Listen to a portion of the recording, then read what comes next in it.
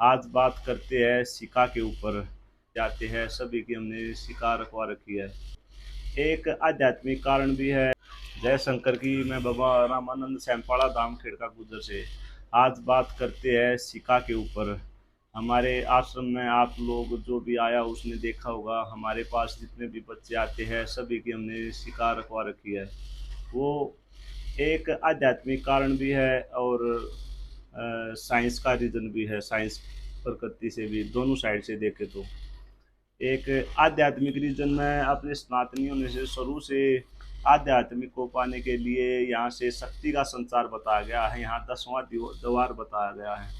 इसलिए यहाँ 36,000 72,000 नाड़ियाँ हमारे शरीर में होती है। उस सभी नाड़ियों का जोड़ यहाँ होता है सिक्का की जगह पर। और सिक्का जब ज़्यादा वजन होता है सिक्का में, मतलब ज़्यादा भारी होती है, तो वहाँ से खिंचाव बनता है, तो वे सभी नसें एक्टिव रहती है, जिससे बच्चे का दिमाग भी तेज रहता है। मैं आज आप लोगों को सिक्का के बारे में बारीकी से बताऊंगा और आपके जो भी बच्चे हैं, बड़े हैं या छोटे हैं, सभी से प्रार्थना करें सिक्का रखने के लिए और सभी को सनातन धर्म पर चलने के लिए प्रेरित करें। सनाने दाने जपे होमे साध्यानां देवात्यर्चने सिका ग्रंथि विना कर्म न कुर्याते न कदाचन सदोपवन्तिना भाव्याम सदा बंध सिके चन विशिख व्याप्त विदित यत करोति न तत्कृतम। ये शास्त्रों से ये ग्राफ लिया गया है। मैं आपको वैदिक दिनचर्या के बारे में जो किताब है उसमें से बता रहा हूँ, और ये शास्त्रों से उठाए हुए सभी श्लोक है। इसमें बताया गया है जिसको सिक्का नहीं होती उसके बारे में। स्नान, दान, जप, होम, संध्या, देव पूजा आदि धर्म कर्म, जितने भी हम धर्म कर्म करते हैं समाज में जो भी सेवा करते हैं, यदि सिक्का के बिना करते हो तो वे न करने के समान हो जाते हैं। कोई मान्य नहीं, मतलब सिक्का नहीं होगी तो वे सभी मान्य नहीं है। ये ग्रंथों में बताया गया है।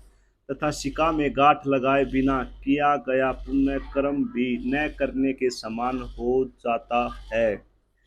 इसलिए सिक्का का होना और उसका बंधन आवश्यक है। अगर आप जटा रखते हो, जटा होने पर भी सिक्का में गांठ मारनी चाहिए।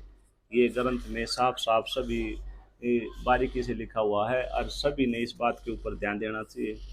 स्नान के तुरंत पश्चात इस मंत्र को बोलकर सिक्का को बांध लेना चाहिए। आप अपने गुरु मंत्र भी बोल सकते हैं या हरे राम हरे कृष्णा ये भी बोल सकते हैं। वैसे सिक्का बांधने का भी इसमें मंत्र दे रखा है। चिंद्र चिन्द्रूपिणी महामये द्वितेजम समदीयन्ते तिष्ठा देवी शिखामध्ये तेजो वृद्धि कुरु स्वयं में। यदि आपकी सिक्का नहीं है तो आज से ही बनाना शुरू कीजिए। मस्तिष्क के ऊपर के मध्यम में जहाँ ब्रह्मरंध्र होता है, मतलब जो सिर में जो बीच का हिस्सा होता है, जहाँ बोरिया बोलते हैं अपनी देसी भाषा में, उस एरिया में जहाँ से आत्मा उच्च गति को प्राप्त होती है, मैंने पहले बताया था, जहाँ 10वां द्वार है, वहाँ कम से कम 2.5 उंगल मतलब 2.5 इंच, और बाल को कभी ना कटवाए। नाई से पहले ही बोल दे इसके बारे में।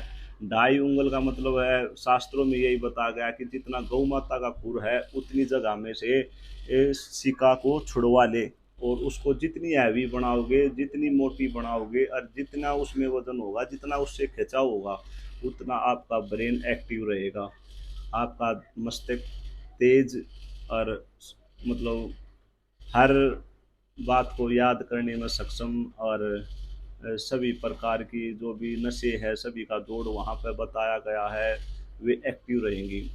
उस तो इसलिए वहाँ पर सिक्का को मजबूत और मोटी उसमें शेप में, जो इसमें 2.5 इंच बताया गया है, इस शेप में आपने रखना है। जब भी नाई के पास जाओ पहले ही बता दो कि सिक्का जितने एरिए में हो उसको छोड़ दे। सिक्का में मनुष्य की आध्यात्मिक व साधना की शक्ति का संचय होता है।